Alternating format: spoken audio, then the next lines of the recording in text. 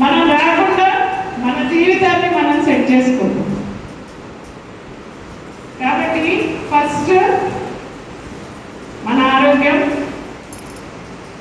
Next మన self confidence, next financial independence, next to set some AIIMS.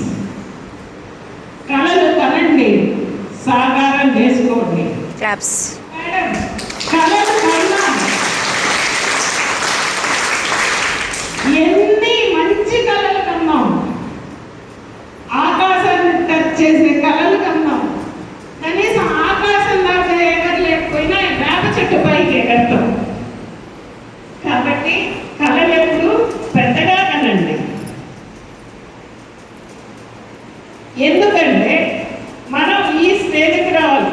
నేను కానీ, madam కానీ, లేక ఇంకెవరు కానీ, లేదా మన ప్రెసిడెంట్ ముర్ము కానీ, సునీతా విలియమ్స్ కానీ, కల్పనా చావ్లా కానీ, ఇందిరా గాంధీ కానీ, ప్రియాంక గాంధీ కానీ పుట్టుకతోనే లీడర్స్ కాదు. పుట్టుకతోనే వాళ్ళకి సక్సెస్ రాలేదు, కష్టపడ్డారు.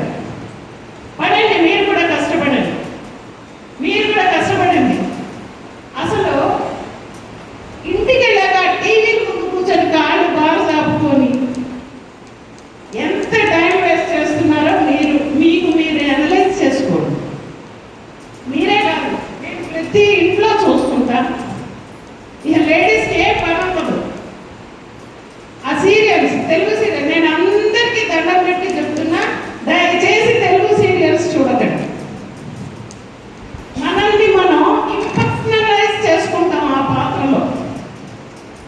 మొగుడిని ఎలా చేయాలా, ఆడపడుచుని ఏం చేయాలా, ఏ రకంగా ఇరికించాలా, అవసరమా మీకు?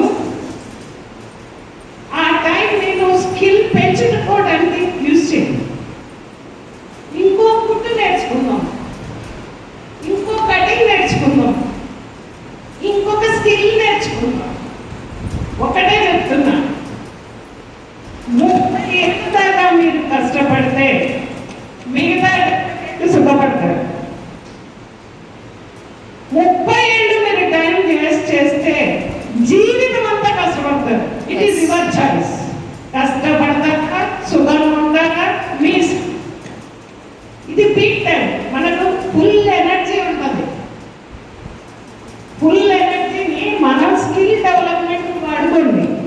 పక్కింటలో సొంత కబుర్లు, ఆ టీవీలో క్రిమినల్ మైండ్స్, అవి కాదు మనకు అన్నం పెట్టేది. మనకు కావాల్సింది మనది, మన లక్ష్యాన్ని మనం నెరవేర్చుకుంది. ఎత్ర నార్యస్తు పూజ్యంతే రమంతే తత్ర దేవతః అన్నాడు.